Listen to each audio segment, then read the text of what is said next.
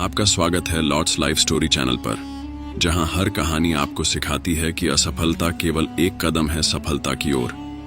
आज हम एक ऐसी कहानी लेकर आए हैं जो आपके अंदर की शक्ति को जागृत करेगी। तो बिना वक्त गवाए आइए जानते हैं आज की कहानी को।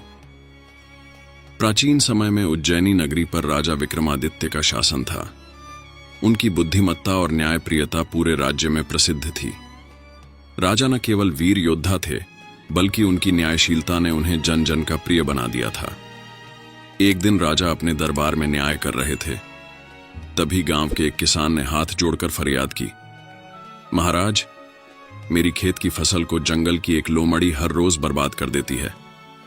मैंने उसे पकड़ने की बहुत कोशिश की, लेकिन वह इतनी चालाक है कि मेरे हाथ नहीं आती। राजा ने गंभीरता से उसकी बात सुनी और कहा, इस समस्या का समाधान करना हमारा कर्तव्य है। मैं खुद इस लोमड़ी की चालाकी को परखूंगा।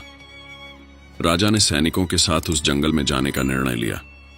जंगल में पहुंचने पर राजा ने देखा कि लोमड़ी न केवल किसान की फसल खा रही थी, बल्कि उसे खाने के बाद बचा हुआ अनाज चिड़ियों और अन्य छोटे जानवरों को बांट रही थी। यह देखकर राजा को लोमड़ी की चालाकी का अंदाजा हुआ। उन्होंने अपनी योजना बनाई। अगले दिन वे किसान के खेत के पास छिप गए। लोमड़ी आई और फसल खाने लगी। राजा ने चुपके से जाल बिछाया, लेकिन जैसे ही जाल गिरा, लोमड़ी अपनी फुर्ती से बच निकली। उसने पीछे मुड़कर राजा को देखा और बोली, हे महाराज, मुझे पकड़ना आसान नहीं है। मैं किसी से अन्याय नहीं करती। राजा ने लोमड़ी का पीछा किया और उसे समझाते हुए बोले, अगर तुम सच में निर्दोष हो तो क्यों भागती हो?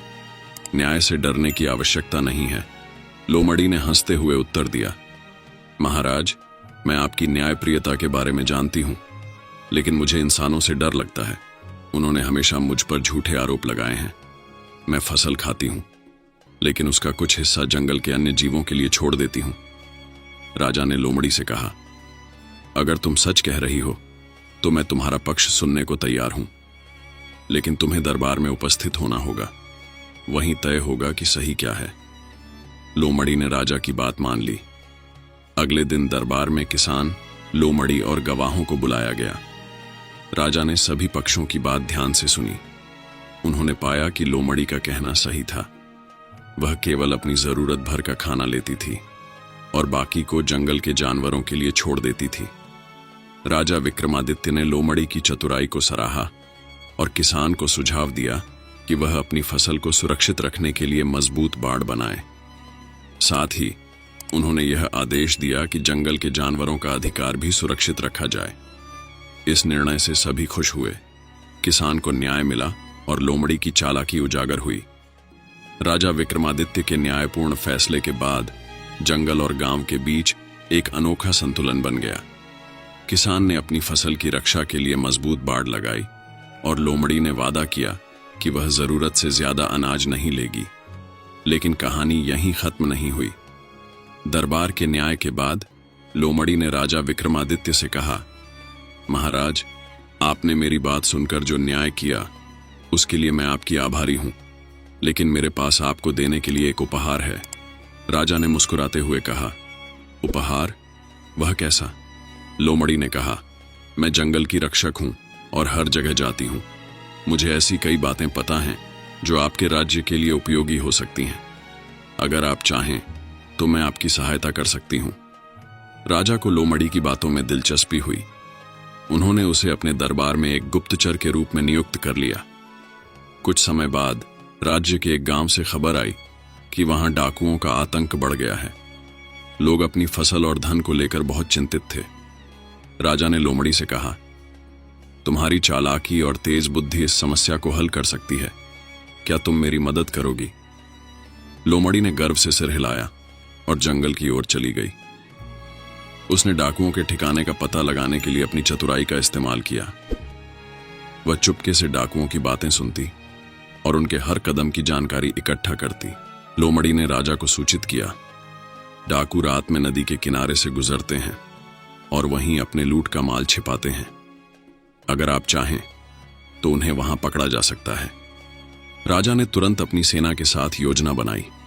उन्होंने रात में नदी के किनारे घात लगाकर डाकुओं को पकड़ लिया। डाकुओं को न्याय दिलाने के बाद राजा ने लोमड़ी की प्रशंसा की और कहा, तुम्हारी चतुराई ने राज्य को एक बड़ी विपदा से बचाया है। इसके बाद लोमड़ी और राजा विक्रमादित्य की दोस्ती और गहरी हो गई। लोमड़ी राजा की आंख और कान बन गई। उसने जंगल और गांव के बीच संतुलन बनाए रखा और किसी भी समस्या की सूचना राजा को समय पर देती रही। एक दिन एक व्यापारी ने दरबार में शिकायत की कि जंगल से एक भालू उसकी गाड़ियों को तोड़ता है और सामान लूटता है। राजा ने इस समस्या को समझने के लिए लोमड़ी को भेजा। लोमड़ी ने भालू से बात की और समझा कि वह भूखा है क्योंकि इंसानों ने जंगल के आसपास की जमीन पर कब्जा कर लिया है। उसने राजा को सुझाव दिया कि भालू के लिए जंगल में भोजन की व्यवस्था की जाए। राजा ने तुरंत आदेश दिया कि जंगल में पौधों और फलों का उत्पादन बढ़ाया जाए। राजा विक्रमादित्य और लोमड़ी की इस अनोखी साझेदारी ने दिखाया कि समझदारी, चतुराई और न्याय के साथ किसी भी समस्या को हल किया जा सकता है।